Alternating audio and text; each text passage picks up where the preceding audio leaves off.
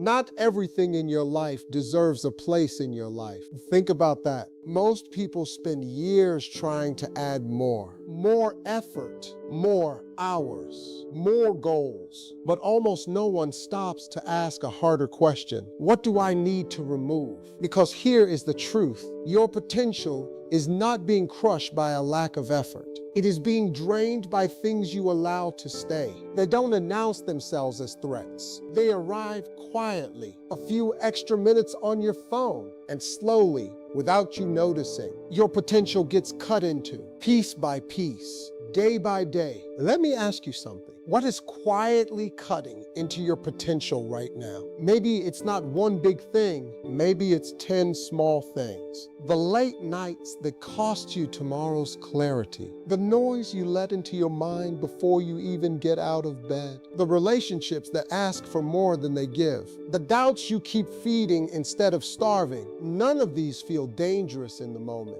That's exactly why they work. A knife doesn't need to be big to cut. It only needs contact, repeated over time. Your greatness is not being stolen in one dramatic moment. It is being cut away in small, repeated moments you've stopped noticing. Now, understand something important. You were not built for a small life. You were built for growth, for impact, for becoming. But growth requires space, and most people's lives are too full of the wrong things to leave room for the right ones. You cannot build something powerful while carrying something that weakens you. So today, we are not talking about adding more to your life. We are talking about cutting off what's cutting into you. Let's start with the obvious one, distraction. Your attention is the most valuable resource you own. More valuable than money, because money can be rebuilt. Wasted time cannot.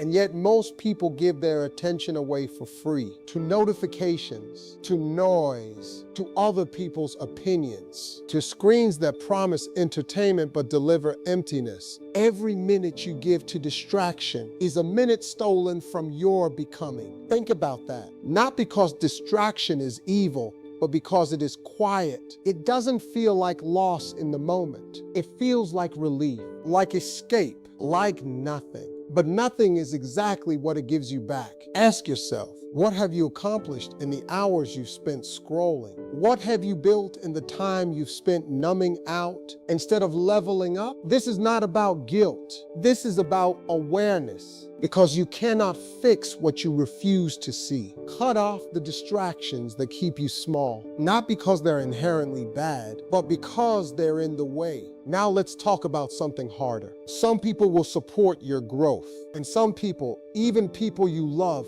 will quietly resist it, not always on purpose. Sometimes fear disguises itself as concern. Sometimes comfort disguises itself as loyalty. Sometimes people who are afraid to grow themselves will discourage you from growing too. You don't have to hate them. You don't have to cut them out of your life completely. But you do have to protect your potential from their doubt. Because if you surround yourself with people who settle, you will start explaining your ambition instead of pursuing it. Your circle either sharpens you or it dulls you. There is no neutral. Think about the conversations that drain you before they even end. Think about the rooms where your dreams feel smaller the moment you leave them. That is not paranoia. That is information. Protect your energy, not out of arrogance, but out of respect for what you're building. Now let's go deeper, because the most dangerous cuts are not external. They are internal. Self-doubt. The quiet voice that says you're not enough,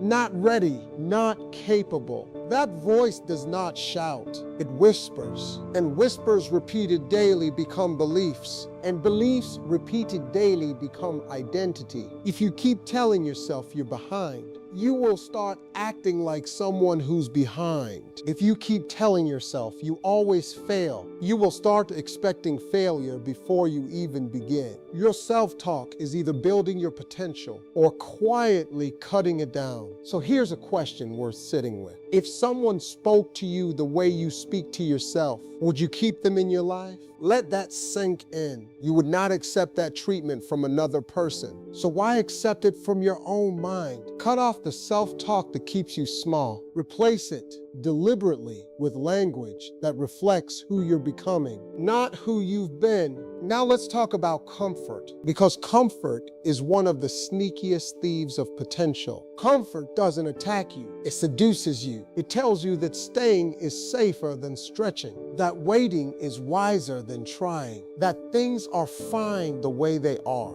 And things being fine is exactly the trap, because fine is the enemy of extraordinary. You were not created to just get by. You were created to grow. But growth lives outside comfort. Every time you choose ease over effort, you are quietly voting against your own potential, not with one dramatic decision, but with 1,000 small ones. Snoozing the alarm instead of rising, watching instead of building, talking about the goal instead of working toward it. None of these choices feel significant in the moment. That is exactly why they are so dangerous. So ask yourself honestly, where has comfort convinced you to settle? Cut it off, not because comfort is evil, but because it is costing you a life you haven't lived yet. Now let's talk about excuses, because excuses are the final and most convincing cut of all. Excuses are dangerous because they sound reasonable. I'm too busy, I'll start next week. It's not the right time. I don't have the resources yet. Every one of those sentences feels true in the moment. But feeling true and being true are not the same thing, because somewhere, someone with less time than you is doing more. Someone with fewer resources than you is building something real. Someone with more obstacles than you is refusing to stop. The difference is not their circumstances. The difference is their decision. Excuses protect your comfort, but they also cage your potential. And you cannot hold on to both, the excuse and the future you say you want. You have to choose. So today, choose. Cut off the excuse, not because it's not valid, but because it's not useful. Now, here is where this comes together. Cutting off what cuts into your potential is not about becoming cold or isolated or harsh. It's about becoming intentional. It's the difference between a garden that grows wild and a garden that is cared for. Left alone, weeds grow alongside anything you plant.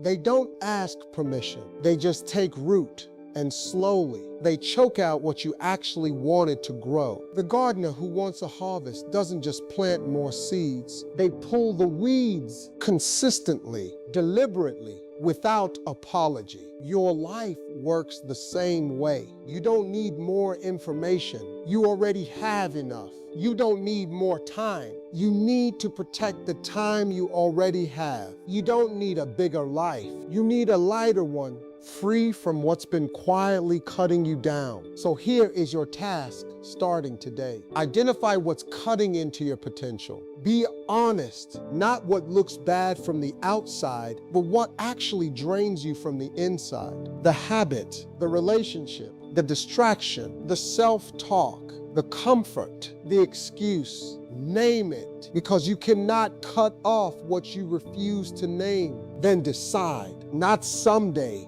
not when it's convenient, now. Because every day you allow it to stay, it costs you a little more focus, a little more energy, a little more belief in what you're capable of. And here's the part most people miss. Cutting something off doesn't create loss. It creates space for discipline to grow, space for focus to return, space for the person you're capable of becoming to finally have room to exist. You are not meant to carry everything. You are meant to carry what matters and let go of what doesn't. So stop protecting what's hurting you. Stop excusing what's holding you back. Stop feeding what's starving your future. Cut it off. Not with anger, not with drama, with clarity, with decision, with discipline, because your potential is still there. It hasn't disappeared. It's just buried under everything you've allowed to stay too long. Uncover it, protect it,